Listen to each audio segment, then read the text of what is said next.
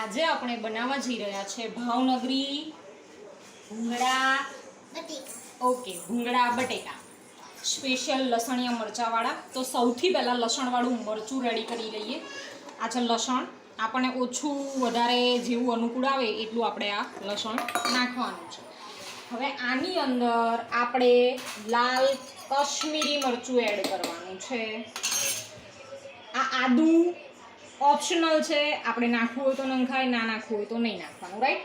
અને આની અંદર મેં ચપટી મીઠું મરચામાં જ એડ કરી દીધું હતું એટલે આનો ટેસ્ટ સરસ આવશે। અને હા, આમાં ધાણા જીરું એડ કરવાનું આપણે આની અંદર જ। પછી જીરાને શેકી લીધું છે, ઠંડુ પડવા દીધું છે અને હવે આપણે આમાં નાખીએ છીએ મસ્ત મજાની ચટણી બનાવી લઈએ લસણવાળી। આની અંદર પાણી બિલકુલ એડ કરવાનું નથી, ડ્રાય જ રાખવાનું છે આપણે, ઓકે। તો સ્ટાર્ટ કરી આને ક્રશ કરી લઈએ, ચટણી બનાવી લઈએ। રેડી છે આપણી આ લસણવાળી મસ્ત મજાની ચટણી। પાણી બિલકુલ આપણે એડ કર્યું નથી, તમે જોઈ શકો છો।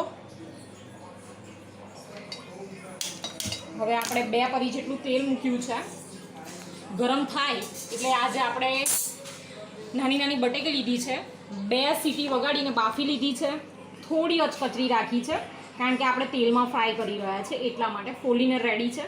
તેલ ગરમ થાય એટલે આપણે આને ફ્રાય કરી લઈએ અને પછી ભૂંગળા બટેકા માટે જે બટેકાનું ગ્રેવીવાળું કે જે કંઈ પણ આપણે બનાવીએ છીએ હું તમને પછી બતાવું છું। ચેક કરી લઈએ તેલ આવી ગયું છે કે નહીં। હજુ તેલ આવ્યું નથી, થોડીવાર સરસ એકદમ ગરમ તેલ થવા દઈએ। ગરમ થઈ ગયું છે, બધી જ બટેકીઓ આપણે આની અંદર નાખી અને 5-1 મિનિટ જેટલો ટાઈમ લાગશે આને ફ્રાય કરતાં। ભાંગી ના જાય એ રીતે આપણે શાંતિથી અને ફ્રાય કરી દઈશું। એક બાજુની થઈ જાય પછી પલટાવીને બીજી બાજુ કરી દઈશું। ગોલ્ડન બ્રાઉન થોડી થોડી થાય એટલું ઇનફ છે, બહુ વધારે કંઈ ફ્રાય કરવાની જરૂર નથી। બટેકીને હજુ એક સાઈડ થતાં 2 મિનિટ લાગશે, તો પલટાવાની થાય ત્યાં સુધી આપણે ભૂંગળા તળી લઈએ એટલે આપણું એ કામ પૂરું થઈ જાય।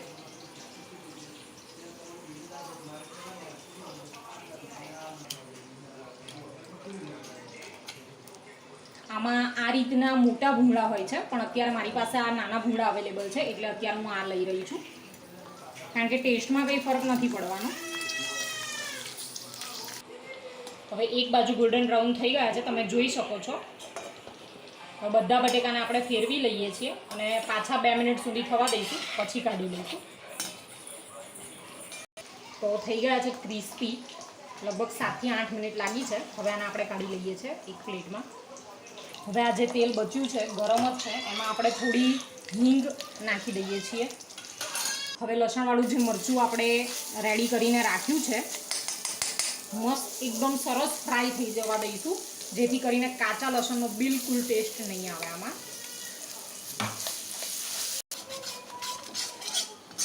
સતત હલાવતા રહેવાનું છે એટલે ચીપકે નહીં જરા પણ નીચે। અને જો આ રીતે તેલ છૂટું પડી જાય એટલે એકદમ રેડી થઈ ગયું કહેવાશે। હજુ આને આપણે થોડી વાર કરીશું એટલે એકદમ સરસ થઈ જશે। શકો છો એકદમ તેલ જ દેખાય છે છૂટું પડેલું। હવે આપણે પાણી એડ કરીશું એમાં, અડધો કપ અથવા અડધો ગ્લાસ, બરાબર। અને આપણા બટેકા વધારે હોય તો એ પ્રમાણે ગ્રેવી વધારે હોય તો એ પ્રમાણે પાણી પણ વધારે લેવાનું છે। અને આપણું આ લસણવાળું જે બાઉલ હતું એને જ આપણે લસણ થોડું ચોંટ્યું છે તો એને સાફ કરી લઈએ અને એ પાણી એમાં ઉપયોગ થઈ જશે।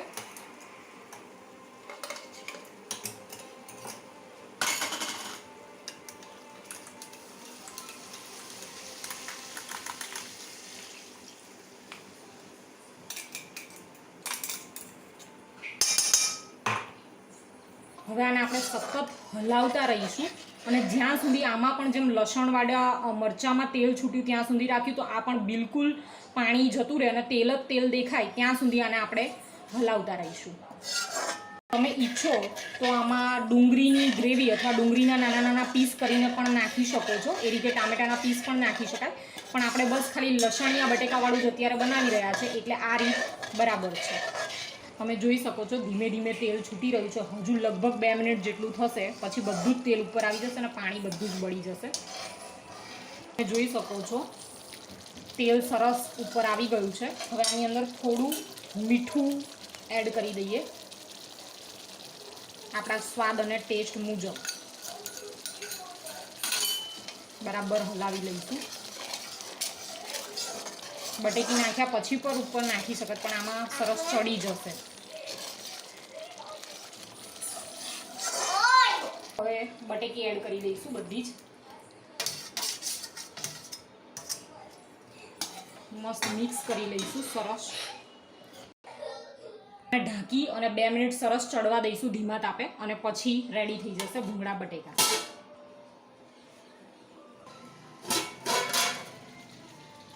જો તેલ સરસ ઉપર દેખાય છે તો રેડી છે આપણા ભૂંગળા બટેકા. બધી જ કોથમીર આમાં એક સાથે નાખી દઈએ તોય વાંધો નહીં, પણ તાત્કાલિક ખાવાનું હોય તો કોથમીર નાખી દેવાની. અને જો વારાફરતી બધાને ખાવાનું હોય થોડા ટાઈમ પછી, તો કોથમીર જ્યારે ખાવા બેસો ત્યારે ઉપર નાખવાની, તો જેથી સરસ ટેસ્ટ આવશે. તો આને સર્વિંગ પ્લેટમાં આપણે લઈ લઈએ. આપણા ભૂંગળા બટેકા, આમાં થોડી કોથમીર સ્પ્રિંકલ કરી દઈશું, મતલબ અહીંયા થોડી ભભરાવી દઈશું. ખૂબ જ ટેસ્ટી વાનગી છે, અને અત્યારે ચોમાસામાં વરસાદની સિઝનમાં ગરમા ગરમ ખૂબ મજા આવે. થોડો ચાટ મસાલો સ્પ્રિંકલ કરી દઈશું એટલે વધારે ટેસ્ટી લાગશે. આમાં ઉપર થોડી સેવ પણ આપણે ભભરાવી શકીએ છીએ. જોઈ શકો છો રેડી છે આપણા ભૂંગળા બટેકા. તો તમે પણ બનાવો અને એન્જોય કરો આ રેસીપીને. તમને મારી રેસીપી ગમે તો લાઈક કરજો, શેર કરજો, સબસ્ક્રાઈબ કરજો, અને તમે લોકો બનાવીને પણ કમેન્ટ કરજો કે તમને કેવી લાગી મારી recipe. Thank you so much.